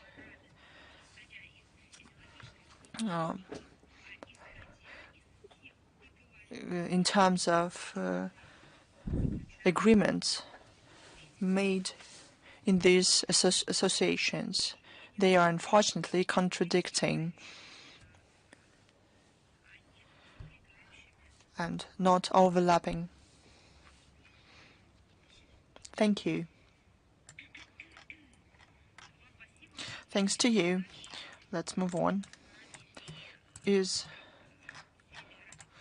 Tavria TV company with us? Good afternoon, Madam Zakharova. We have a question about negotiations in Riyadh. The Ukrainian delegation to negotiations with the US again arrived in military uniform, both in Russia and in Ukraine. It was called a circus. We have a question. Are there any rules of dress code for such cases, probably unspoken ones, and why does the Kiev region behave like this? You know, usually when you receive an invitation for an official event by some country, an official dinner or ceremony, when one country invites diplomats or delegations for an event, dress code is mentioned. When we're talking about negotiation process, some things are go without speaking, and for additional events, there's a mark concerning dress code. It mentions the type of clothes expected to be worn. There are unified understandings in protocol.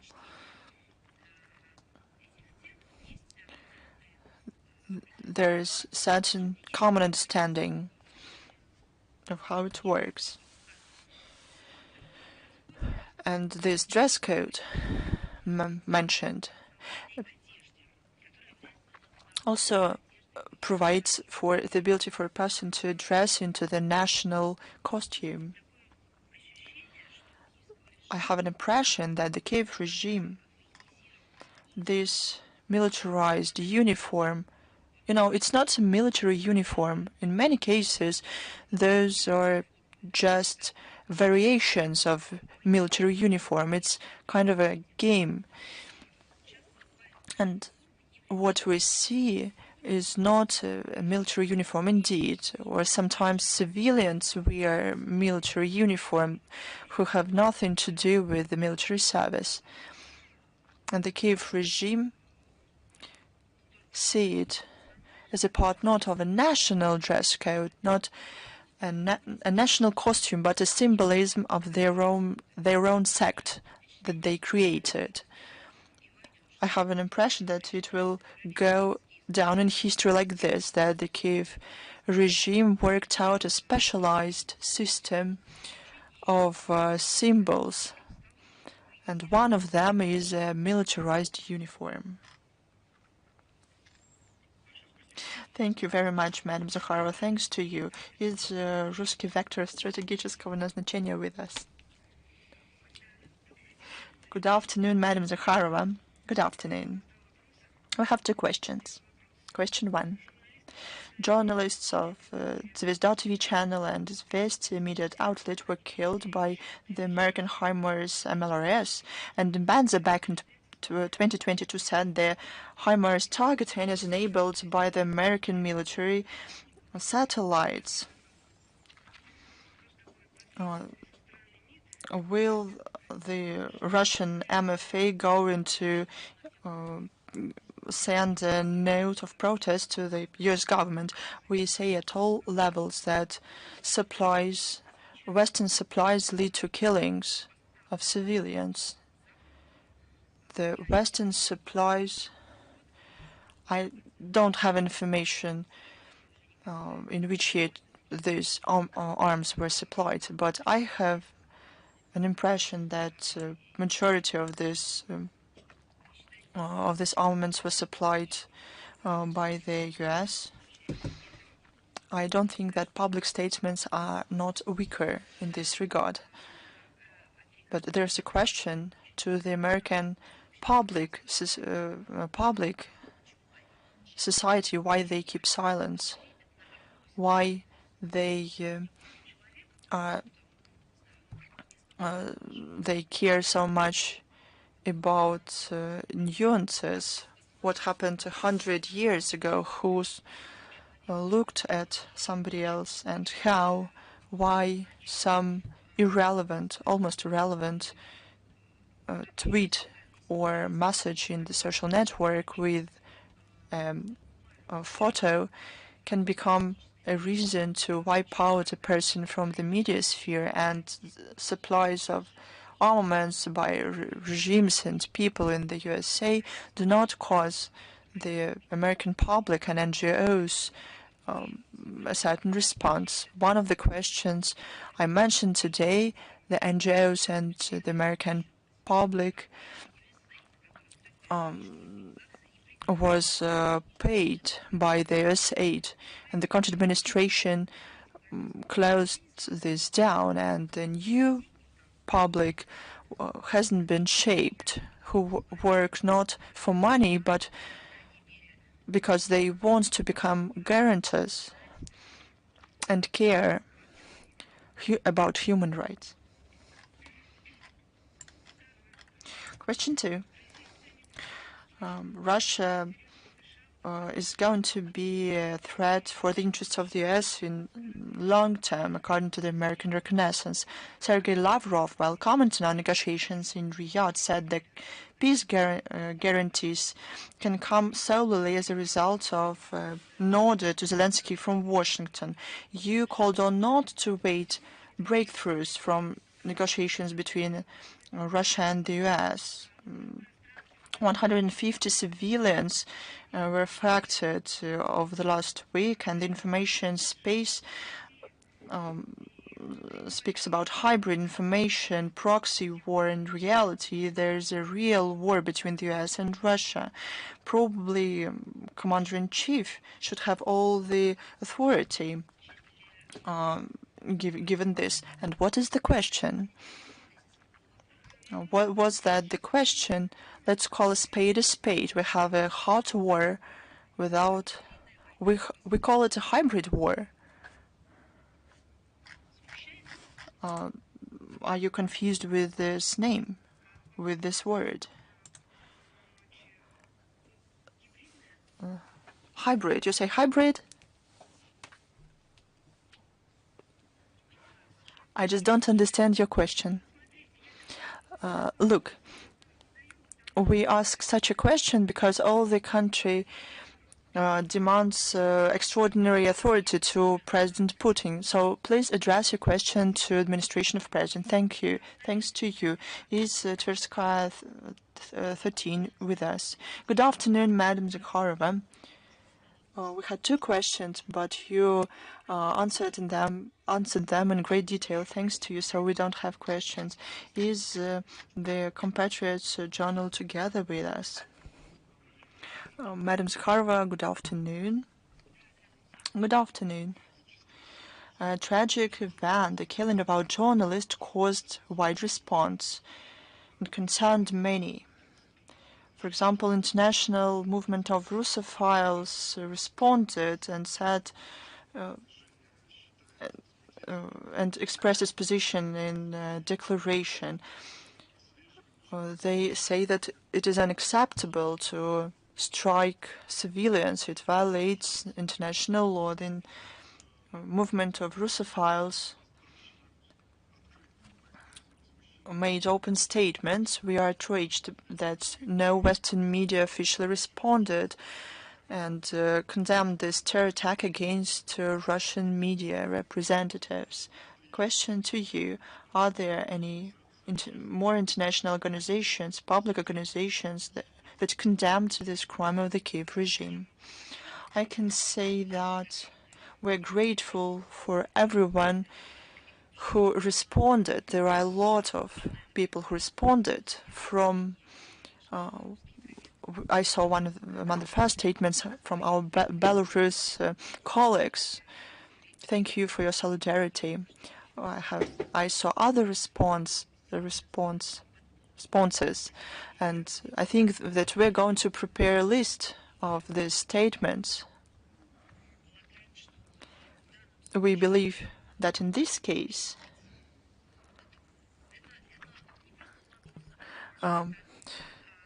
it's a point of no return. Those more relevant NGOs who deal in the international contacts of freedom of speech and freedom of journalists do not condemn the killings of Russian journalists, won't have the right to talk about it anymore. This is the point of no return. The international organization, we will demand from the international organizations, because they live off taxpayers from various countries, and it's their work for them, for these organizations, and we will demand them to fulfill this work. As to the NGOs, what can we demand from them? It's an issue whether we consider them seriously or not. And every time when they say about the responsibilities, will say that they cannot act. If there are no questions, then goodbye. Thank you.